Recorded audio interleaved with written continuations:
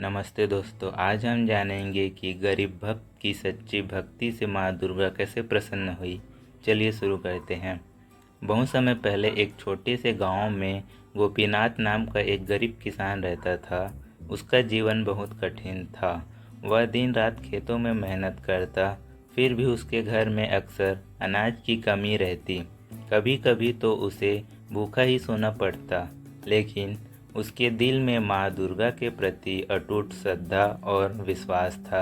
उसके पास पूजा के लिए न सोना था, न चांदी, न रेशमी वस्त्र और न ही मिठाई। फिर भी वह हर सुबह नदी से जल लाता, एक छोटा सा दीपक जलाता और माँ दुर्गा के सामने प्रार्थना करता।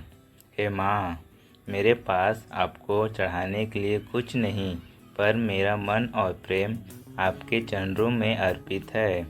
गांव के अमीर लोग हर नवरात्रि पर बड़े बड़े पंडाल सजाते, ढोल नगाड़े बजाते, तरह तरह के पकवान और प्रसाद चढ़ाते।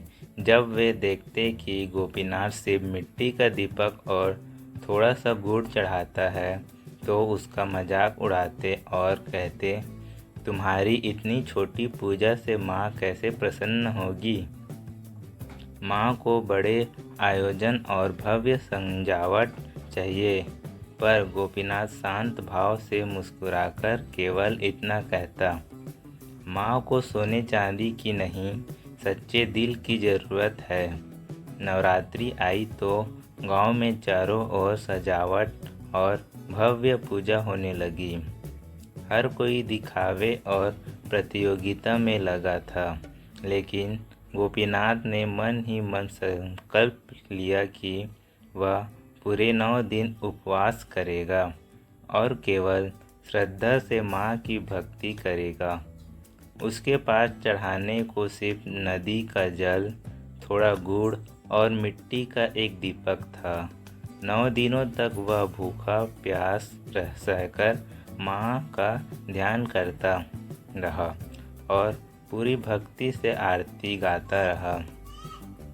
8वीं रात को वह अत्यंत थक गया था। उसके शरीर में कमजोरी आ गई थी।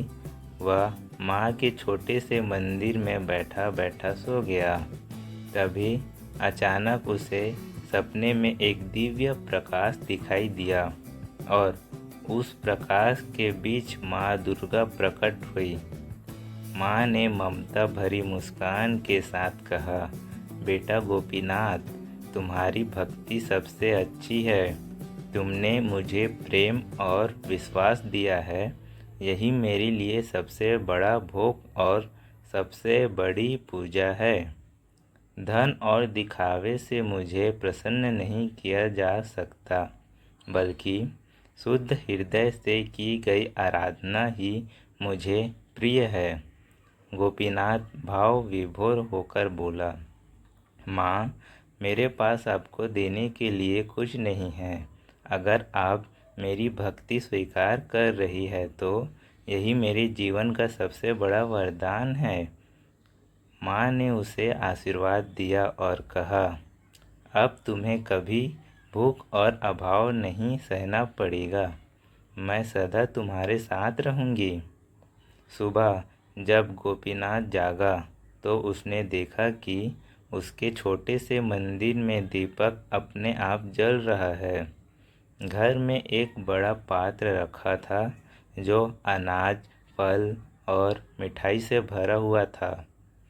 यह देखकर उसकी आंखों में आंसू आ गए। जब गांव वालों ने यह चमत्कार देखा तो वे अचंभित रह गए।